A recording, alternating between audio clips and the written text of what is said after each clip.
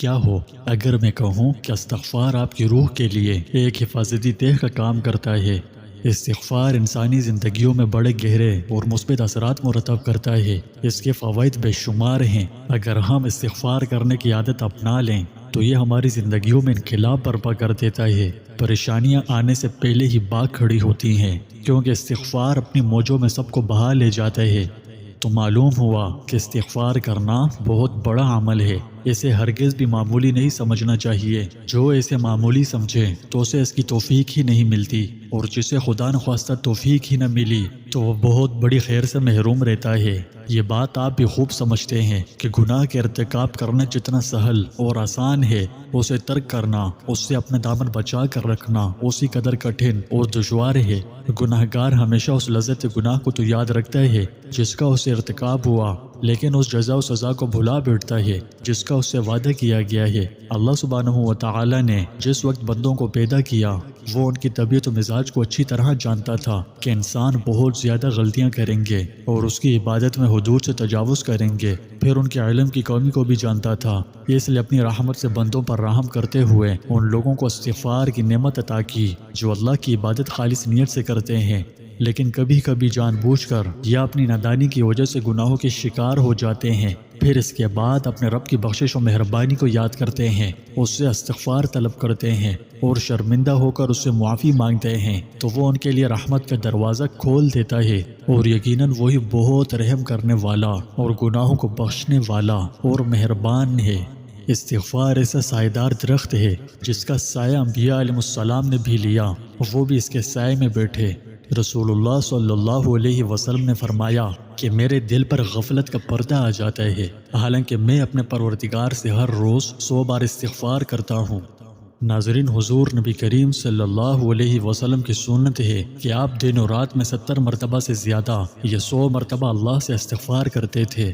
یہ امام الانبیاء حضرت محمد رسول اللہ صلی اللہ علیہ وسلم کی حالت تھی، جبکہ آپ گناہوں سے پاک و صاف انسان تھے۔ اللہ تعالیٰ نے آپ کے اگلے اور پچھلے سارے گناہوں کو بخش دیا تھا، اس کے باوجود آپ استغفار کرتے تھے۔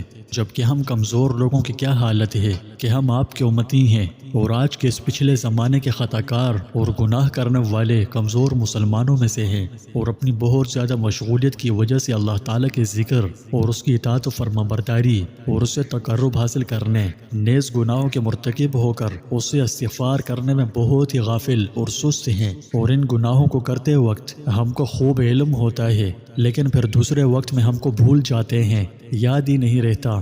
لہٰذا ایسا نہ کریں، بلکہ ہر وقت استغفار کی خوب کثرت کرنی چاہیے، کیونکہ ایمان کے بعد استغفار دنیا کی سب سے انمول اور سب سے افضل اور سب سے قیمتی دولت ہے۔ یہ بیش بہا جواہرات کا لازوال خزانہ ہے جو انسان کو دنیا و آخرت دونوں میں مالدار کر دیتا ہے۔ یہ کامیابی کے دروازے پر لگے تالے کی چابی ہے۔ فرمایا کہ جو شخص چاہتا ہو کہ قیامت کے دن اس کا نامہ اعمال اس کو خوش کر دے تو اس کو کثرت سے توبہ و استغفار کرتے رہنا چاہیے۔ مطلب دن رات استغفار کریں اور کسی خاص وقت کا انتظار ہرگز نہ کریں، بلکہ جب بھی یاد آئے کثرت سے استغفار کریں، کہ استغفار برکتوں کا سمندر ہے۔ یہ استغفار ہی ہے جس کی شان میں حضرت عبداللہ بن عباس رضی اللہ عنہ سے روایت ہے کہ رسول اللہ صلی اللہ علیہ وسلم نے فرمایا، جو شخص استغفار میں پابندی کرے گا، اللہ تعالیٰ اس کی ہر تنگی کو دور کر دے گا اور ہر غم سے خلاصی دے گا، اور اس کو روزی ایسی جگہ سے دے گا جہاں سے اس کو خیال بھی نہ ہوگا۔ تو محترم ناظرین، استغفار کے فضائل و برکات بہت اور بہت زیادہ ہیں۔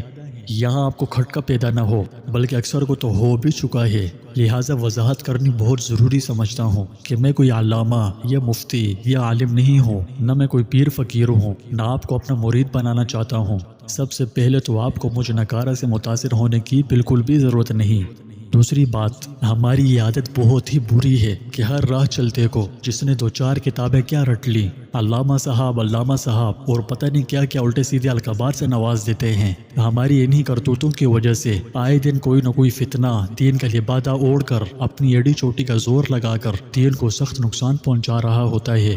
اگر دیکھا جائے تو اس گناہ میں ہم سب برابر کے شریک ہوتے ہیں، کیونکہ ہم ہی فتنہ پرور لوگوں کو پہلے سر پر بٹھاتے ہیں، پھر جب وہ اپنا اصل رنگ دکھائے تو بعد میں سینہ پیٹتے ہیں۔ لیکن کیا فائدہ، تب تک بہت دیر ہو چکی ہوتی ہے اور زہر پوری طرح اپنا اثر دکھا چکی ہوتی ہے۔ تو فتنوں کا زمانہ ہے صاحب، کب کہاں کیسے اور کیوں ظاہر ہو جائے کوئی نہیں جانتا۔ اس میں ہمارا یہ کردار ہونا چاہیے کہ ایسے لوگوں کو زیادہ اہمیت ہی نہ دیں، چاہے جتنی مرضی وہ شوخیاں ماریں، آپ کو متاثر کرنے کی سخت کوشش کریں، ان سے بالکل بھی متاثر نہ ہوں، اور تو اور وہ جہاں نظر آ جائیں تو ثواب کا کام سمجھتے ہوئے انہیں نظر انداز کر دیں اور بھاگ جائیں۔ خدا کی قسم ایسا کرنے سے وہ اپنی موت آپ خود مر جائیں گے۔ ناظرین، آج کی ویڈیو کے بعد آپ پختہ عہد کریں کہ اپنے گزشتہ زمانے پر سچی اور پکی توبہ کریں گے، اور پھر ہر وقت ہر حال میں، پھر چاہے وضو ہو یا نہ ہو، ہر حال میں استغفار کی کثرت کریں گے۔ اگر کثرت کرتے کرتے ایک دن میں استغفار کی تعداد لاکھوں میں بھی چلی جائے تو یہ سوچ کر مطمئن نہ ہو جائیے گا کہ اب تو تعداد لاکھوں میں چلی گئی تو اب گناہ کرنا شروع کر دیتا ہوں، یہ استغفار کرنا چھوڑ دیتا ہوں۔ تو نہیں، ایسا آپ نے ہرگز نہیں کرنا، کبھی بھی اس عمل کو نہیں چھوڑنا، اور نہ ہی گناہوں کی طرف دوبارہ متوجہ ہونا ہے۔ جتنی ممکن ہو گناہوں سے بچتے رہیں اور استغفار کی کثرت کرتے رہیں، گناہوں سے بھی بچیں، استغفار بھی کریں۔ انشاءاللہ اگر میرے اللہ نے چاہا تو آپ اس کے زندہ معجزات اپنی جاگتی آنکھوں سے دیکھیں گے۔